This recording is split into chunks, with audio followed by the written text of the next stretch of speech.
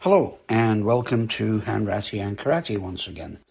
So, in the last podcast, I mentioned students who come into a club with previous grades from previous clubs or previous organizations, and whether we should recognize them or not. And due to, some bad experiences, as I mentioned the last podcast, my experience has been to let them wear whatever grade they want, but making sure they fit in, and leaving it to your own students to test these guys, whether they're at the grade they're at or whether, they leave a lot to be desired. Being honest though, if you're visiting a dojo that you don't know and they don't know you, the polite thing is to put on a white belt and just join the class and see where you fit in. If after a while you feel that you're at a level commensurate with, the grade that you have, then just mention to the instructor that, would it be okay if you wore the belt that you've earned? And if he's any good, he'll have recognized this anyway. And he'll invite you to wear your belt and maybe even introduce you as a senior member if you are, or a visitor from another style. And this for people who are joining dojos, not for people who are just on a visiting excursion. Like I've had people come over from the UK on holiday in Canada, and of course they wear their own belts when they join in the class. This is just a visiting or a drop-in, if you like. It doesn't mean to say that the rest of the club isn't going to test you like they usually do. That's just the way things are. They all want to see what kind of background you've got and, what your techniques look like. And even on a visiting situation, you're going to get that. But as I say, if you're coming to join a club, then I would first just wear a white belt, and then once you've figured out where you fit in, then request the instructor if you could go at that grade. And then at the next grading, whenever the club takes their next grading, offer to take a grading and just to prove where you are, and see how it goes. That's just etiquette, and it's etiquette in anything. I mean, if you were joining a new job in an office or a factory or anything like that, even though you'd been, say, a CEO of another company, they don't know how good that company is, what the demands of the job you were doing were, whether you were efficient at it, whether you're good at it or not. So when you come into a new company, you're going to have it explained to you what's required, what level you're supposed to be at, and then, that's the way people do business.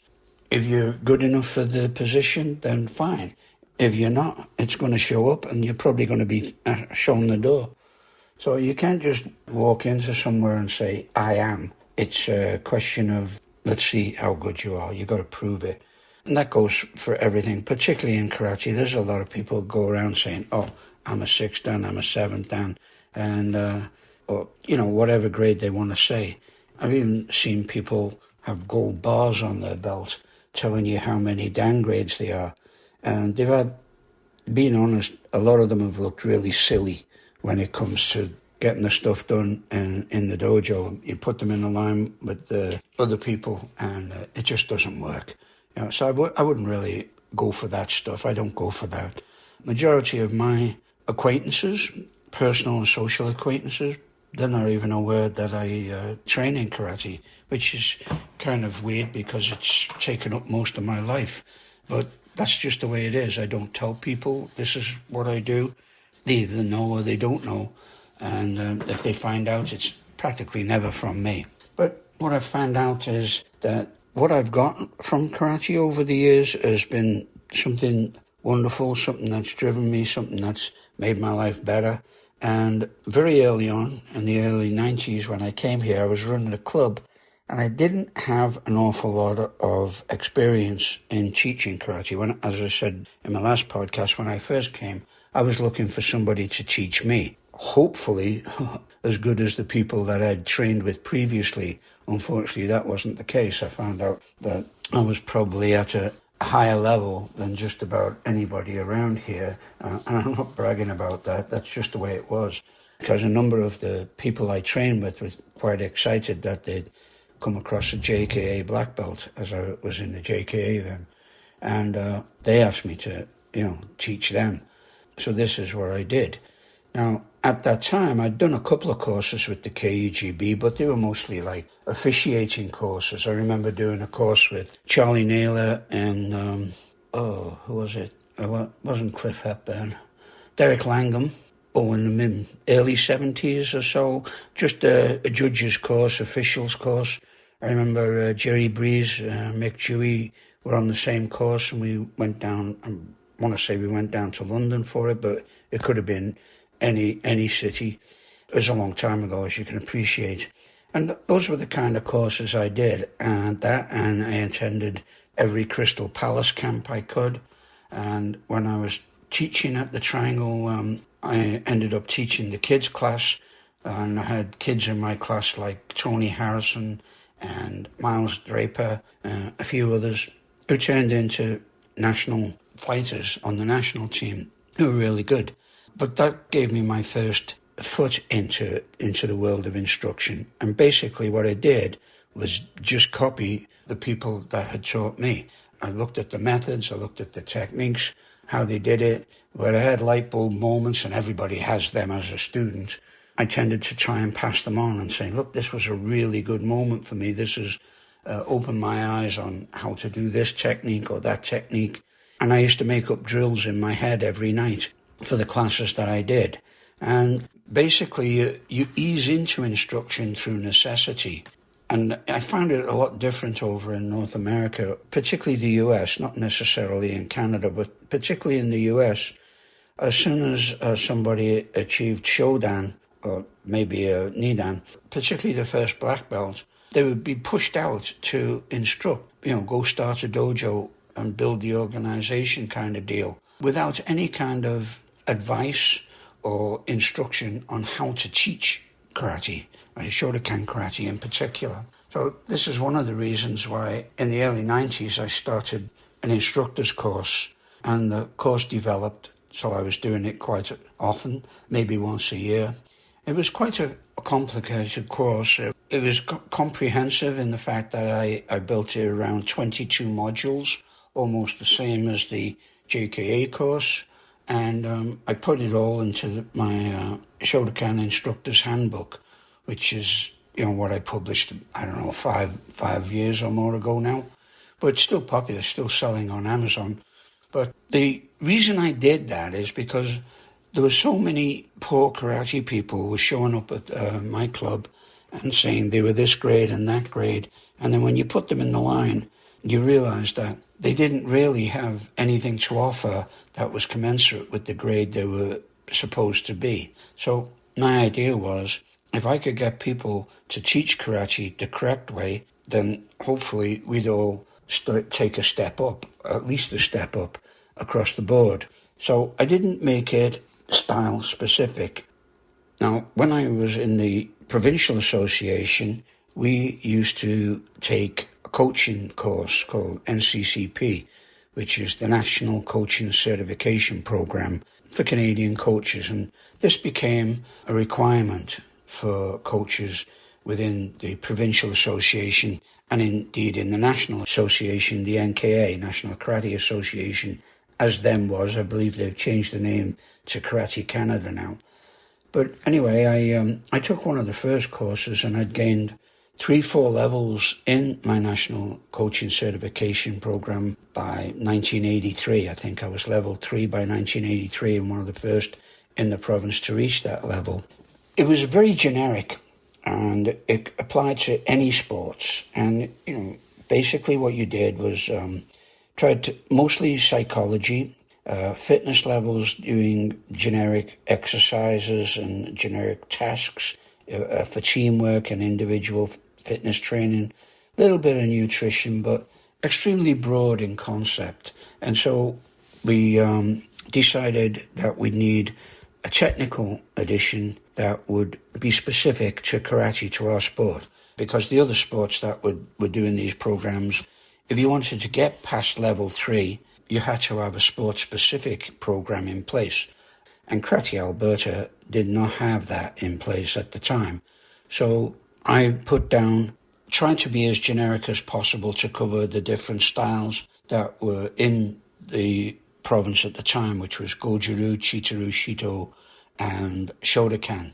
So 4 big styles.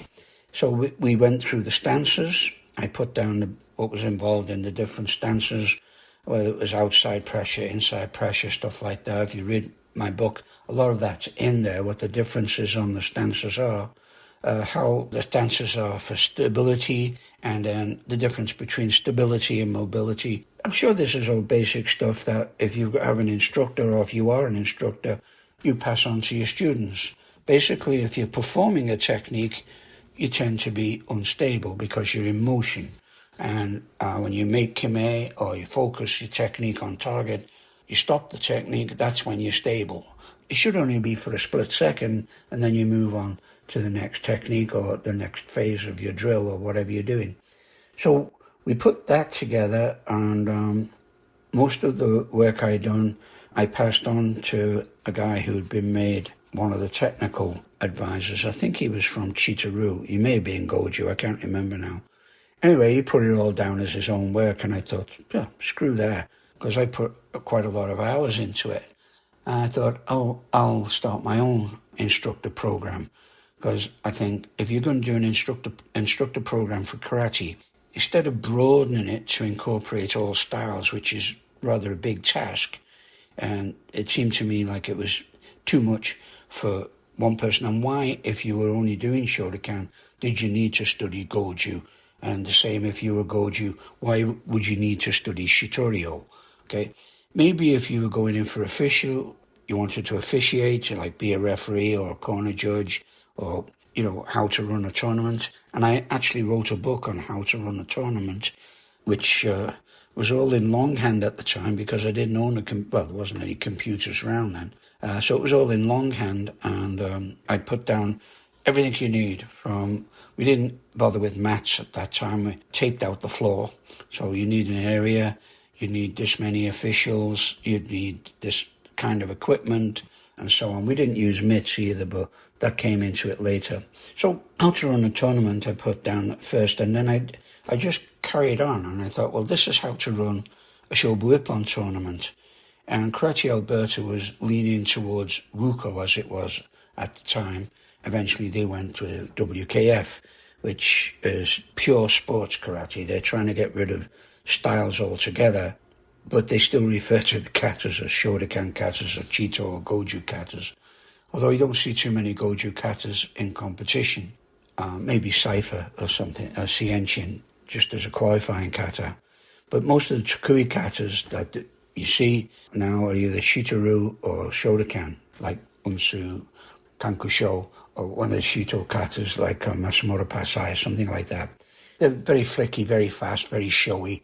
Basically, it's all ego. There's hardly any function behind it. And if you have come to my dojo, there's a massive big piece of kanji over the dojo door or the dojo entrance that says kata without ego and form follows function. This is something I absolutely believe in. So when I started running the instructor's course, having all this in mind, and with a background in writing this technical portion of the NCCP program, I wanted to put it just for Shotokan. I believe that was an achievable goal. It's still a big goal. And when you're writing this kind of course, or you're doing this kind of undertaking, you realize what a mammoth task it is. And the other thing you realize is not what you're going to put into it, but what you have to leave out of it, whilst making it still a valid enterprise, so to speak. It still has to be of value, it still has to work, it still has to do the job that you want it to do. But you can't put every little detail in. Okay, the toe should be pointed this way, the knee over the... It's very hard to do that. And so what I did was for the techniques and the weapons used in the techniques, I took a load of photographs of myself and my students performing the techniques, and I put them in there, but I also put massive descriptions. And as I said, when I do this instructor's course, I break it down into 22 modules. and try to be as comprehensive as possible on how to instruct. And one of the major things you have to understand when you're instructing is the relationship between the instructor and the student. Now, I'm thinking I'm going to have to go into this in a lot more detail. It's a decent subject to write about. And if anybody has any advice, or if you've even read the book or you own the book, if you use it, then let me know. If you think I missed something out, or there was something that was a little bit extra that didn't need to be there, I honestly don't think there's anything that doesn't need to be there. There's a lot that does need to be there that I had to leave out, as I said.